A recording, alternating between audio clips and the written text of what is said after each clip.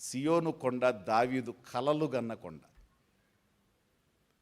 సియోను కొండ దావీదు కలలు కన్న కొండ. గొల్యాతుని చంపాడు, సింహాన్ని చంపాడు, కానీ ఈ సియోను కొండను ఆక్రమించుకోలేకపోతున్నానే అని బాధపడిన కొండ. ఈ సియోనుకి ఎక్కలేకపోతున్నాను, అక్కడ యెబూసీయులు ఉన్నారు. వీళ్ళు ఆక్రమించుకున్న తర్వాత యెబూసీయులు అక్కడ ఉన్నారు. దాని గురించి బాధపడుతుంటే ఆయన ఒక ప్రార్థన చేశాడు, నేను ఎక్కలేనంత ఎత్తైన కొండపైకి నన్ను, దీని సంగతి ప్రభు అన్ని హైట్స్కి వెళ్ళాను కానీ దీని సంగతి దాని సంగతి చూడలేకపోతున్నాను అని మాట్లాడినప్పుడు దేవుడు తనకు ఆలోచన ఇచ్చాడు. నడో, గొప్ప గొప్ప హైట్స్కి నేను ఎక్కించాను, ఇక్కడికి నిన్ను ఎక్కించలేనా, నడు. అప్పుడు యోవాబు అన్నాడు, అయ్యా నువ్వు రావద్దు, నువ్వు ఇక్కడే ఉండు, వాళ్ళ సంగతి మేము చూస్తామన్నాడు. దావీదు యుద్ధానికి వస్తున్నాడంటే వాళ్ళు ఏమన్నారు తెలుసా, మేము సైన్యం కూడా అవసరం లేదు, మా రోడ్లో ఉన్న అడుక్కు తినేవాళ్ళు దావీదుని తరిమి కొడతారు. ఎందుకు ఆ మాట అన్నారంటే ఆ ప్లేస్కు ఉన్నటువంటి అనుకూలత అట్లాంటిది. అందరూ కింద నుంచి పైకి రావాలి, వీళ్ళు పైన ఉంటారు, అందరూ పైకి రావాలి, పైకి వచ్చే లోపే చంపేస్తారు వీళ్ళని, వాళ్ళ అనుకూలం అది. కానీ ఈయనకు ఒకే ఒక ఆశ ఉంది, అక్కడ ఆ సియోనులో ఆ ఉన్నతమైన స్థలంలో నా దేవునికి ఇల్లు కట్టాలి, ఆ ఉన్నతమైన స్థలంలో నేను ప్యాలెస్ని నిర్మించుకోవాలి అనేది తన ఆశ. యోవాబు వెళ్ళి యెబూసీలు మొత్తాన్ని సర్వనాశనం చేసి ఆ ప్రాంతాన్ని దావీదుకి గిఫ్ట్గా ఇస్తాడు. దేవునికి స్తోత్రం, ప్రైజ్ ద లార్డ్. గిఫ్ట్గా ఇచ్చి తర్వాత ఆ సియోను కొండ మీద దావీదు యొక్క కుటుంబం, తన భార్యలు పిల్లలు ఉండడానికి ఒక నగరం కట్టబడింది, దాన్నే సియోనుపురం అని అన్నారు. దేవునికి స్తోత్రం.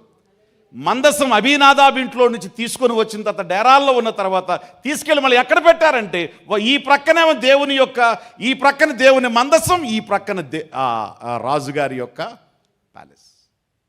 ఈ రెండు సియోను కోట మీదే ఉన్నాయి. ఇది ఒక ఆత్మ సంబంధమైన కోట. ఇది ఆత్మ సంబంధమైన పోరాటంలో దావీదుకి దొరికినటువంటి ఒక ఐకాన్. ఇది చాలా ఒక గొప్ప గుర్తింపు ఇది. కాబట్టి ఆయన ఎన్ని జయించినా కూడా ఈ సియోను గురించి ఆయన ఆలోచించేవాడు. అందుకే దీన్ని పోల్చాడు, యెహోవా యందు విశ్వాసం ఉంచుతాడు, కదలక నిలబడతాడు, రెండు నిలిచేటువంటి సియోను కొండలాగా ఉంటాడు. ఆ కొండలాగా ఉన్నటువంటి ఆ కొండ మీదే దేవుని యొక్క ప్రజెన్స్, దేవుని యొక్క మందసం, దేవుని యొక్క సన్నిధి అక్కడే ఉంటుంది. చెప్పండి ఒకసారి, మరి మీరు ఎవరి యందు నమ్మకం ఉంచారు? కొంతమందికి కడుపే వారి దేవుడు అంట. పొద్దున్నే లగంగానే కడుపుకు మొక్కుతారు వాళ్ళు. వారి కడుపే వారి దేవుడు, తిండే వారి దేవుడు, డబ్బే వారి దేవుడు, ఆస్తిపాస్తులే వారి దేవుడు, వాళ్ళ రీసోర్సెసే వాళ్ళ దేవుడు, వాళ్ళ ఉద్యోగాలే వారి దేవుడు, వాళ్ళ వ్యాపారాలే వాళ్ళ దేవుడు, వాళ్ళు ప్రేమించే మనుషులే వాళ్ళ దేవుళ్ళు. No, who is your god? వీటి మీద నమ్మకం ఉంచినవాడు ఏమవుతాడు? నష్టపోతాడు. యెహోవా యందు నమ్మిక ఉంచినవాడు నెంబర్ 1 గొల్యాతు లాంటి సమస్యలు మాట్లాడిన కదలం.